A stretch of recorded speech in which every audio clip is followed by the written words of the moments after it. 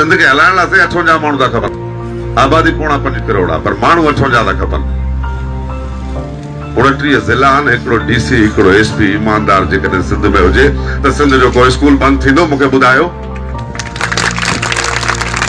असां 58 CSS ईमानदार CSS officer नथा ॾेई सघूं सिंध खे, जेके पंहिंजे माण्हुनि जी मालिकी कनि, जेके इंक्रोचमेंट ख़तम कराइनि, जेके बंदि स्कूल खोले, जेके एजुकेशन खे बेहतर करे सघनि। असां वटि हिकिड़ो डिस्ट्रिक्ट एजुकेशन ऑफिसर अहिड़ो ईमानदार कोन्हे जेको बीहे, जेको स्कूलनि खे विज़िट करे, पढ़ाई थिए पई कोन पई थिए।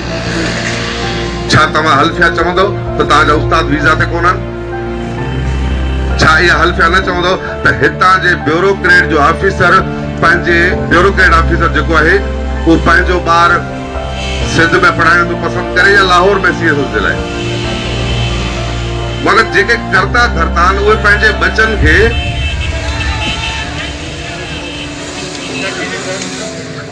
करता धरता पढ़िया लिखिया वॾा ऑफिसर हू पंहिंजे बचनि खे लाहौर इस्लामाबाद था पढ़ाइण लाइ मोकिलिन। इन जो मतिलबु आहे त असां वटि क्वालिटी ऑफ एजुकेशन ठीकु न आहे। ही एॾो वॾो एतिराफ़ आहे।